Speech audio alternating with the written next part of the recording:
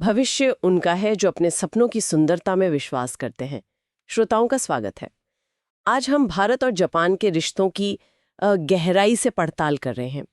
ये एक ऐसा संबंध है जो हमेशा से महत्वपूर्ण रहा है, लेकिन आजकल की जो ये तेज बदलती दुनिया है, जहां अमेरिका, चीन, रूस के साथ वैश्विक समीकरण लगातार बदल रहे हैं और जल्द ही शंघाई सहयोग संगठन यानी एससीओ का शिखर सम्मेलन भी होने वाला है, जिसमें चीन और रूस का प्रभाव साफ दिखता है। तो इस माहौल में इस रिश्ते का महत्व और भी बढ़ जाता है। प्रधानमंत्री की हाल की टोक्यो यात्रा इसी संदर्भ में न सिर्फ सामयिक थी, बल्कि यूं कहें कि बेहद जरूरी भी। आज की हमारी ये जो चर्चा है, ये द प्रिंट में प्रकाशित एक महत्वपूर्ण विश्लेषण पर आधारित है।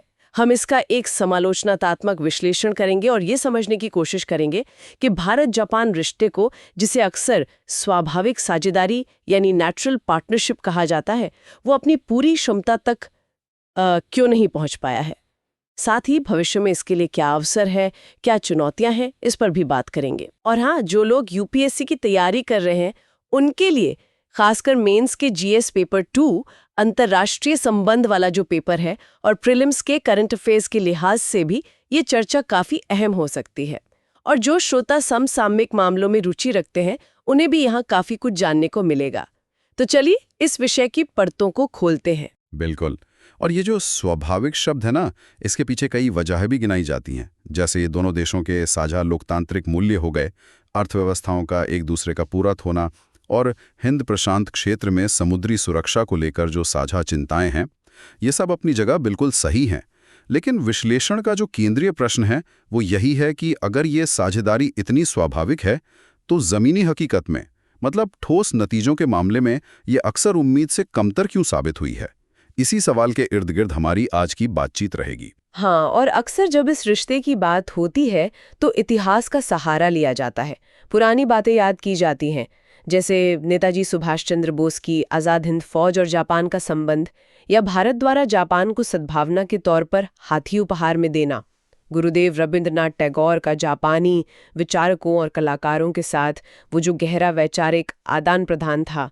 और अगर हाल के इतिहास को देखें तो जापान के पूर्व प्रधानमंत्री शिंजो आबे का 2007 का संसद में दिया गया भाषण, दो समुद्रों का संगम। हाँ, दो समुद्रों का संगम, जिसमें उन्होंने पहली बार एक स्वतंत्र और खुले हिंद प्रशांत क्षेत्र की बात की और क्वाड यानी भारत, जापान, ऑस्ट्रेलिया और अमेरिका का जो चतुर्भुज सुरक्षा संवाद है, उसकी नींव रखी। उसका जिक्र बार बार होता है। जी, ये ऐतिहासिक पड़ाव निसंदेह महत्वपूर्ण है और रिश्ते की नींव में इनका योगदान है, इसमें कोई शक नहीं। लेकिन जैसा कि द प्रिंट का विश्लेषण तर्क देता है, इन्हीं ऐतिहासिक स्मृतियों पर बहुत ज्यादा निर्भरता वो एक तरह का जाल बन गई है, जिसे लेख में अतीत के आराम का जाल या कंफर्ट ऑफ हिस्ट्री ट्रैप कहा गया है। होता यह है कि जब हम किसी साझेदारी को लगातार सिर्फ अतीत कितना अच्छा था के नजरिए से देखते हैं, तो हम वर्तमान में मौजूद ठोस अवसरों और उनकी जो तात्कालिकता है, उसको कहीं ना कहीं नजरअंदाज करने लगते हैं। ऐसा लगता है कि भारत जापान संबंध या तो इसी ऐतिहासिक फ्रेम में अटक गए हैं, या फिर उन्हें मुख्यतः क्वाड के व्यापक ढांचे के तहत ही देखा जाता है, जिससे द्विपक्षीय स्तर पर जो अनूठी संभावनाएं हैं, उनको गहराई से तलाशने का काम वो शायद अधूरा रह गया है। और शायद इसी अतीत के आराम और वो जो आपने कहा द्विपक्षीय फोकस की कमी, उसी का नतीजा है कि कई क्षेत्रों में प्रदर्शन उम्मीद के मुताबिक नहीं रहा है। जैसे आपने कहा, ठोस परिणाम कमजोर रहे हैं। मिसाल के तौर पर व्यापार के आंकड़े ही देख लीजिए। दशकों से जापान भारत में एक प्रमुख निवेशक रहा है ना? लेकिन द्विपक्षीय व्यापार आज भी लगभग $22 बिलियन के आसपास ही अटका हुआ है। ये दोनों देशों की अर्थव्यवस्थाओं के आकार को देखते हुए तो काफी कम लगता है। इसी तरह रक्षा प्रौद्योगिकी में सहयोग की बातें तो बहुत हुई, लेकिन जमीन पर बड़ी सफलताएं सीमित ही रही हैं। हाँ, और विश्लेषण पीछे कुछ महत्वपूर्ण कारण बताता है और इसमें भारत की भूमिका पर भी उंगली उठाई गई है, ये भी साफ है। एक मुख्य तर्क यह है कि नई दिल्ली ने इस रिश्ते को लेकर जरूरत से ज्यादा सतर्क या सेफ रवैया अपनाया है। पिछले कुछ सालों में खासकर चीन के उभार के बाद टोक्यो ने अपनी सुरक्षा नीति में बड़ा बदलाव किया है। वो अब एक ज्यादा मुखर सुरक्षा भूमिका निभाने वाला देश बन रहा है। लेकिन भारत ने शायद इस बदलाव के साथ पूरी रफ्तार से तालमेल नहीं बिठाया। यही कह रहे हैं आप? जी, बिल्कुल तालमेल नहीं बिठाया। रक्षा प्रौद्योगिकी हासिल करने और मिलकर विकसित करने के कई मौके वो हाथ से निकल गए। एक और उदाहरण लीजिए, जापान की अंतर्राष्ट्रीय सहयोग एजेंसी है जेका। वो जापान सरकार की विकास सहायता एजेंसी है। जेका के जरिए जापान ने दक्षिण एशिया में, जिसमें भारत के पड़ोसी देश भी शामिल हैं, भारी निवेश किया है। लेकिन भारत अपनी क्षेत्रीय रणनीति जैसे पड़ोस पहले नीति में जापान के इस व्यापक विकास प्रभाव को प्रभावी ढंग से एकीकृत वो नहीं कर पाया है। और सबसे अहम बात, लेख के अनुसार भारत अभी भी सुरक्षा को पारंपरिक संकीर्ण नजरिए से देखता है, जबकि जापान ने तेजी से यह समझ लिया है कि आज के दौर में यूरोप अटलांटिक क्षेत्र और हिंद प्रशांत क्षेत्र की सुरक्षा वो एक दूसरे से अटूट रूप से जुड़ी हुई हैं। तो महत्वाकांक्षी होने के बजाय ये जो सतर्क रहने की प्रवृत्ति रही है, उसी ने इस स्वाभाविक साझेदारी को उसकी वास्तविक क्षमता तक पहुंचने से रोका है, ऐसा तर्क है। ये तो हुई चुनौतियों और कमियों की बात, लेकिन हाल की यात्रा और मौजूदा वैश्विक परिदृश्य में कुछ सकारात्मक पहलू भी नजर आ रहे हैं ना? ऐसी रिपोर्ट्स हैं कि जापान आने वाले समय में भारत के सेमीकंडक्टर मिशन और दूसरे महत्वपूर्ण टेक्नोलॉजी क्षेत्रों में करीब $68 बिलियन का निवेश कर सकता है।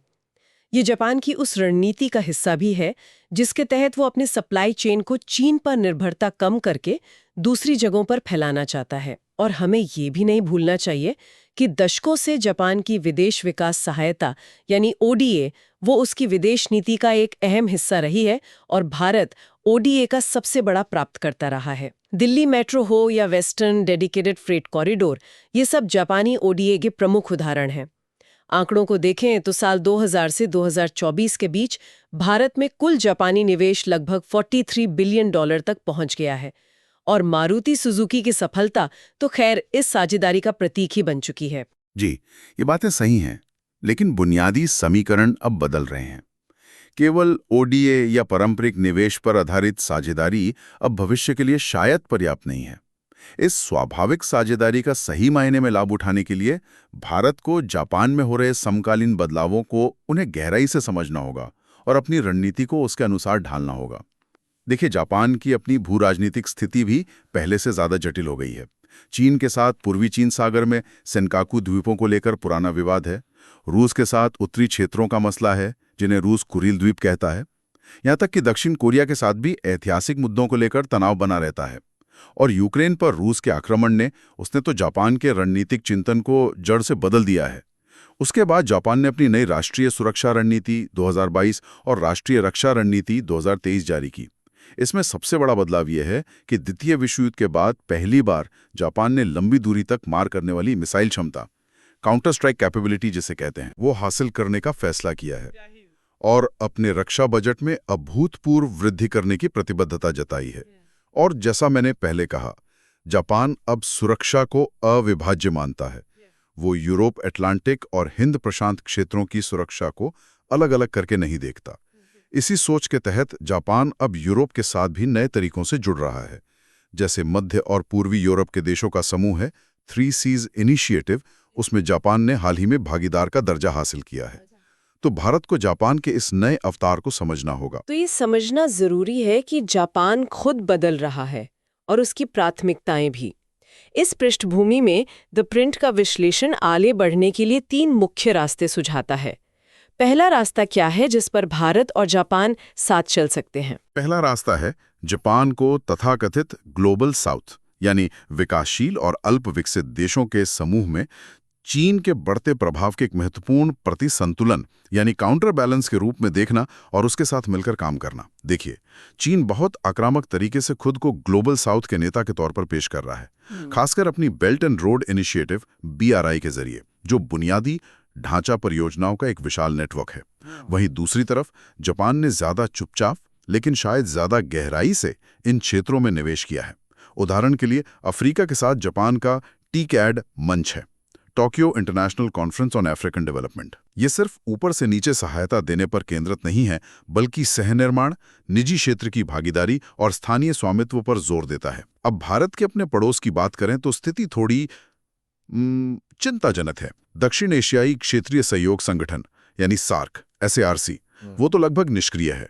भूटान को छोड़कर लगभग सभी पड़ोसी देश चीन की BRI परियोजना में शामिल हो चुके हैं। नैतिक चुनौती पेश की है।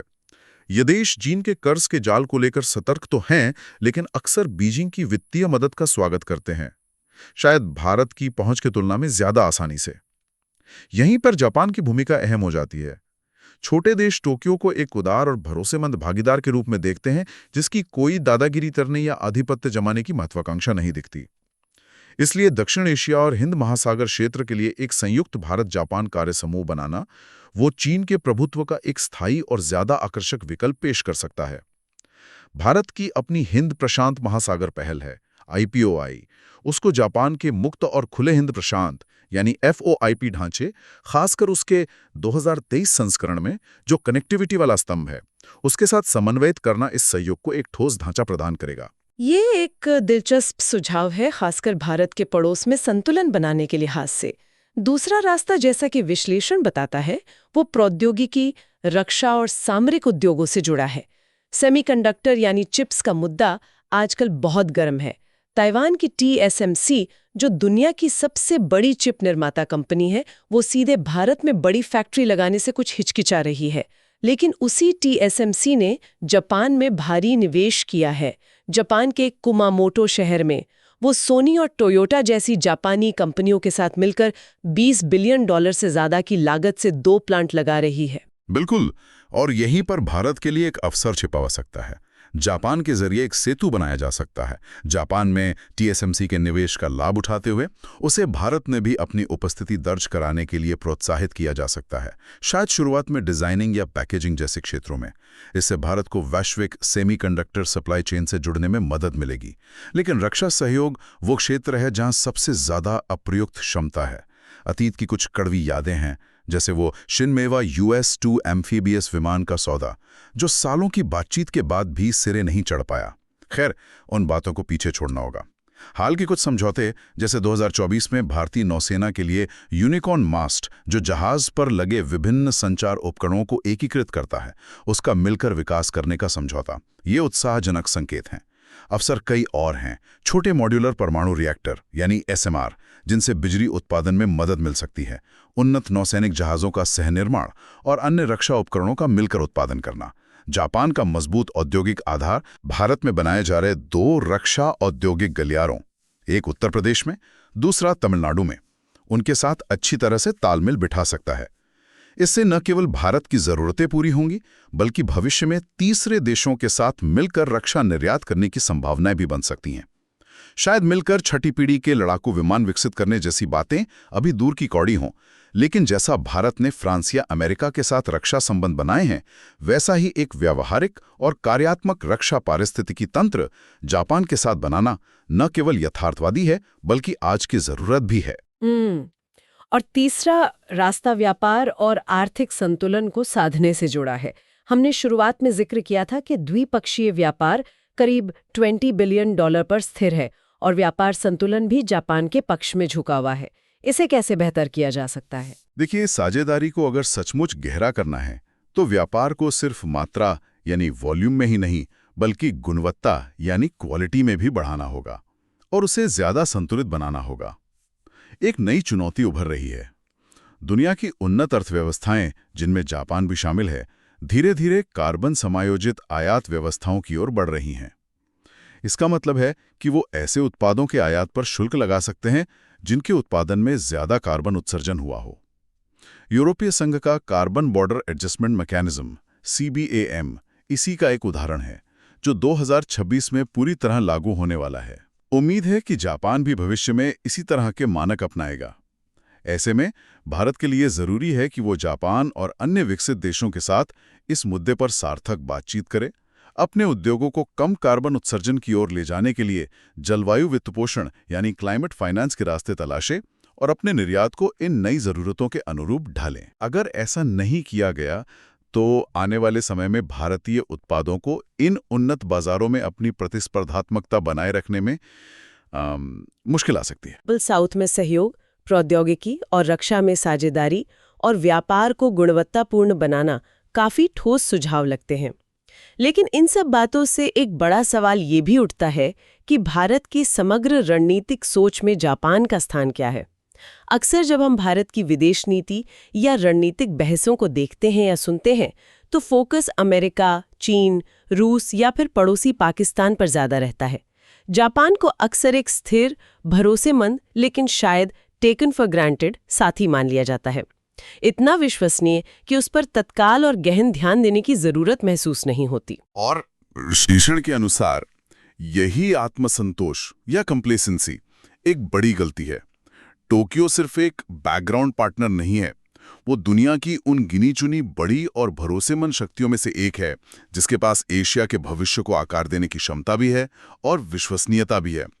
आज जब भू राजनीति इतनी तेजी से बदल रही है, जब पश्चिम और अन्य जगहों पर राजनीतिक अनिश्चितता और जिसे लेख में ट्रम्पियन अव्यवस्था का अंदेशा कहा गया है वो मंडरा रहा है, तब भारत जापान जैसे स्थिर और सक्षम साथी का पूरी तरह से उपयोग न करने का जोखिम नहीं उठा सकता। इस रिश्ते को केवल अतीत के एक अच्छे दोस्त या क्वाड के एक सदस्य के रूप में देखना वो काफी नहीं है। इसे भविष्य के लिए एक महत्वपूर्ण द्विपक्षीय अंकर यानी बायलैटरल एंकर के रूप में देखने और मजबूत करने की जरूरत है। तो इस पूरी गहन चर्चा का सार लब्बो-लुबाब यही निकलता है कि भारत जापान संबंध, जिन्हें स्वाभाविक तो कहा जाता है, उन्हें स्वाभाविक मानकर छोड़ नहीं देना चाहिए। उन्हें सचेत प्रयास, लगातार पुनर्मूल्यांकन और नए सिरे से रणनीति बनाने की जरूरत है। हमें इतिहास की सुखद यादों के दायरे से बाहर निकलकर वर्तमान की रणनीतिक, तकनीकी और आर्थिक सच्चाइयों और अवसरों को गले लगाना होगा और खास तौर पर बदलते हुए जापान को समझना होगा। बिल्कुल। और जाते जाते श्रोताओं के लिए एक अंतिम विचारणीय बिंदु छोड़ना चाहूंगा जिस पर वो खुद सोच सकते हैं। जापान की जो नई सुरक्षा नीति है और उसका जो नजरिया है कि हिंद प्रशांत और यूरोप अटलांटिक क्षेत्र की सुरक्षा अविभाज्य है, उसे देखते हुए भारत और जापान के बीच गहरा होता सहयोग भविष्य में न केवल हिंद प्रशांत क्षेत्र की गतिशीलता को कैसे प्रभावित करेगा, बल्कि क्या ये मौजूदा सुरक्षा ढांचों से आगे जाकर कुछ व्यावहारिक तरीकों से इन दोनों महत्वपूर्ण भौगोलिक क्षेत्रों की सुरक्षा संरचनाओं के बीच की खाई को पाटने में भी कोई भूमिका निभा सकता है। इस पर विचार करना दिलचस्प होगा। हम आशा करते हैं कि द प्रिंट के लेख पर आधारित ये समालोचनात्मक चर्चा विशेष रूप से यूपीएससी की तैयारी करने वाले उम्मीदवारों के लिए और सामान्य रूप से समसामयिक मामलों में रुचि रखने वाले सभी श्रोताओं के लिए उपयोगी और जानकारीपूर्ण रही होगी। इन सभी बिंदुओं पर जरूर मनन करें। यदि आपको ये बातचीत पसंद आई तो कृपया इसे लाइक करें, हमारे चैनल को सब्सक्राइब करें और भविष्य की चर्चाओं के लिए अपनी टिप्पणियां या प्रश्न नीचे साझा करें। हम आपके फीडबैक का स्वागत करते हैं। अगली बार तक सोचते रहें।